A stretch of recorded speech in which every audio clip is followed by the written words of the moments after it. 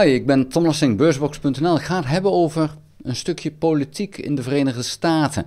Pete Hegseth is de minister van Defensie. Hij is de man die het Pentagon leidt en die in feite het Amerikaanse leger moet leiden. Hij heeft een enorme blunder begaan. Hij is namelijk verantwoordelijk voor het feit dat er, toen de oorlog in Iran werd gestart door Israël, dat er geen carrier groups in de buurt waren.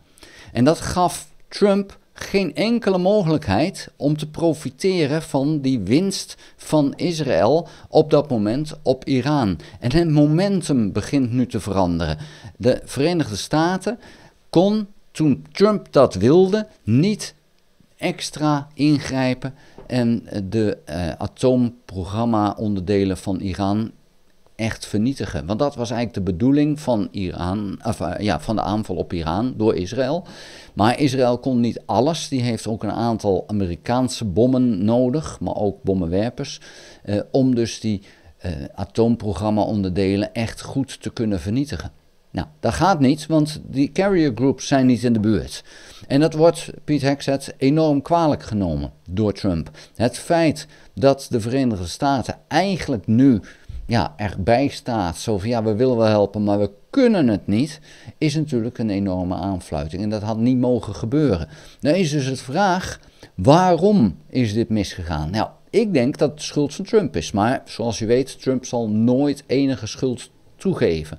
En waarom is het de schuld van Trump? Trump wil zich niet voorgelicht zien worden door de eigen CIA. En het is bijna onmogelijk dat de CIA niets wist van voorbereidingen van Israël. Het moet haast wel dat ze daarvan wisten.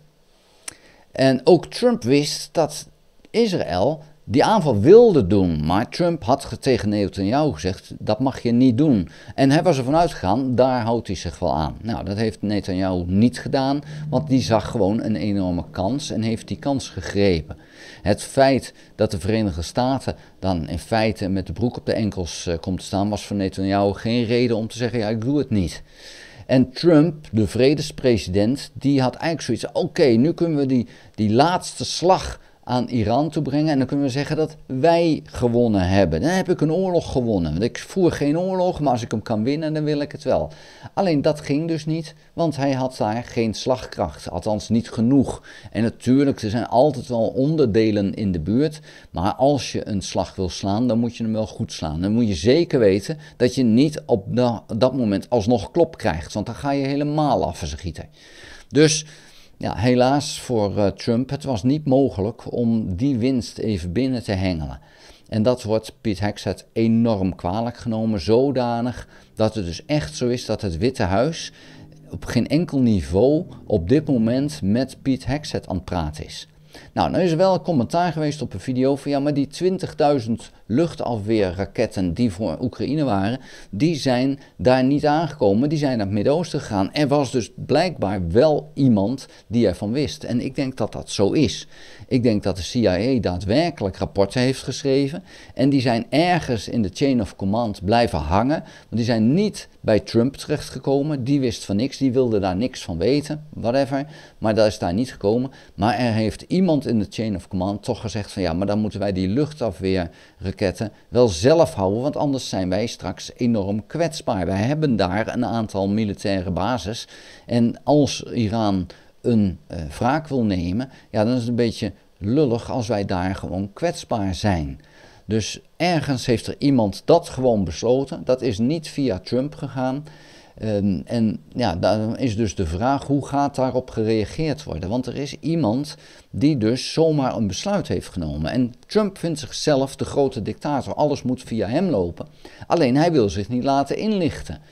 Dat gaat dan zich wreken. En als jij dan zomaar besluit dat er iets moet gebeuren, dan heb je dus kans dat je eruit vliegt. Dus ik ben heel benieuwd of binnenkort er een hoge functionaris in het Pentagon ontslagen gaat worden. Als dat in de pers komt, dan kan ik je garanderen dat het is vanwege die 20.000 afweerraketten.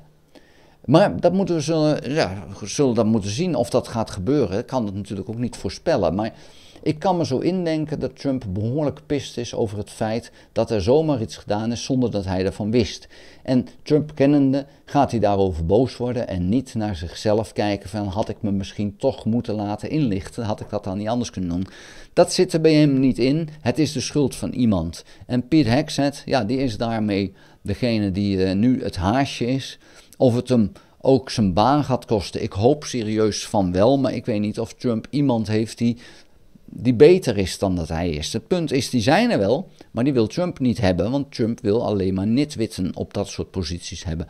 En dat is dan onder andere omdat je hem dan kan ontslaan en er eigenlijk het niet erger wordt. Maar ja, het is al zo erg, dat wil je dan toch niet, denk ik. Maar als Trump zou willen dat het Pentagon goed geleid wordt, dan zou hij iemand nemen die daar ervaring in heeft. En dat doet hij niet en dat is dus bewust. Ja, dan kan je je afvragen, wat is dan de onderliggende reden dat dat bewust is? Kijk, bij Poetin weten we dat, omdat hij dus geen mensen wil hebben die een gevaar voor hem kunnen zijn. En bij Trump is maar even de vraag wat daar dan de reden voor is. Ik heb daar een vorige video al iets over gezegd. Maar ja, bedenk dat zelf maar eens. Wat kan de reden zijn dat hij dus heel bewust ministers neemt die echt van toeten nog blazen weten? Daar moet dus wel iets achter zitten. En is dat dan puur omdat het vriendjes zijn, dat ze heel trouw aan hem zijn, dat ze hem heel dankbaar zijn? Is het omdat die mensen dan ook in feite geen invloed hebben? Is Trump al bang dat hij afgezet gaat worden? Ja, zeg het maar. Ik bedoel, ik gis er ook maar naar. Hè. Daar wil ik het voor nu bij laten. Ik zit bijna bij de 30.000 abonnees. Als jij nog geen abonnee bent en je kijkt regelmatig mijn video's, abonneer je dan kom ik wat vaker in jouw feed. Dus dan zie je wat vaker de video's van mij. Dat is het voordeel van abonneren. Het kost verder niets. Als je abonneert, druk dan ook op het belletje. Dan krijg je bewust ook in jouw feed het feit dat er een nieuwe video van mij is. Ga ook naar de website www.beursbox.nl en schrijf daarin op de gratis nieuwsbrief. Dankjewel voor het kijken. Tot de volgende keer. Houdoe!